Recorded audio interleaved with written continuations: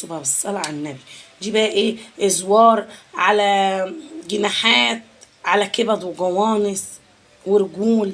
دي طبعا ايه يا ولاد الهياكل اللي طلعت من الفراخ. دي بقى ايه؟ الاجنحه اللي اخت ابو ملك طلبها مني، بقالها والله فتره طلبها مني، بس كنت كل مره ايه كفانا. اهي يا سموره بالهنا والشفا على قلبك يا سموره. بالليل باذن الله ابو ملك يجي نكون طيبتها ونروح نودوها لكم ان شاء الله.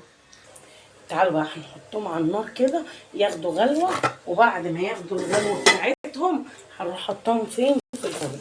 بالصلاه على النبي كده اهو اهي. وبالليل بقى ان شاء الله كده على الساعه 3 اما ابو ملك يجي نروح واخدين الصينيه اللي انا عاملاها ديت ونروحوا رايحين مودينا عند كوبري فلاجه ونروحوا راجعين على طول. بصوا بقى يا ولاد تعالوا كده بالصلاه ده مليا. بسم الله الرحمن الرحيم. مش دي النبي اللي حتى البنفسجية دي؟ بنفسجية اهو يا ولاد. ايه طب انا كوبايتين اللبن دول كده عامله لك انا وانت مالك ما رضيتش. بالصلاه على السكر القليل ده انا؟ لا اما يبقى سكره شويه بيبقى احسن. انا حابه مسكر. خلاص تاخد 11 بدل مسكر. 11 ايه 11 دي؟ والله تعالوا كده بقى يا ولاد على اللبن ما يسخن. انا جايبه 2 كيلو بتنجان عايزه نعملهم مخلل هنسلقهم. بصوا جايبه ايه؟ بتنجان عرايسي عسل يا ولاد ازاي ده يا جماعه كده جميل للمخلل. ويا سلام بقى لو محشي برضه، بس الجو حر شويه اليومين دول ماليش نفسي نعمل ايه محشي. طبعا انا بنفتحه كده عشان عايزه نحشيه توم وشطه حمراء من اللي هي اللي انا مخرطاها جوه دي. بس يا ولاد حلاوه البتنجان ده في المحشي ده يبقى ايه؟ عسل عسل عسل.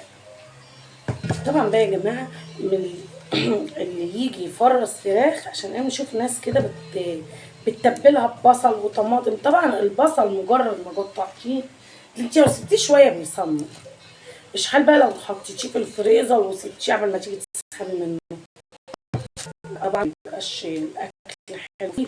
اي نعم ممكن تتبلي الفراخ والحاجات دي واللحوم وكده تطبخيها ساعتين ماشي معقوله، انما ما كانش بتفضلي يعني معانا نقعد يوم واثنين وثلاثه في الفريزر. حاسه ان انا اجيب طبعا في البتنجان ده للمحشي.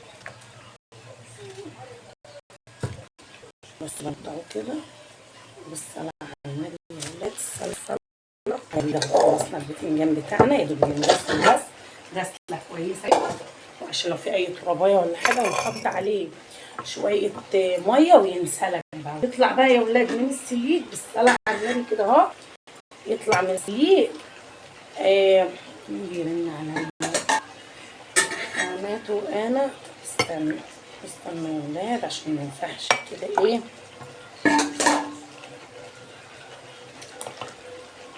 بسم الله الرحمن الرحيم.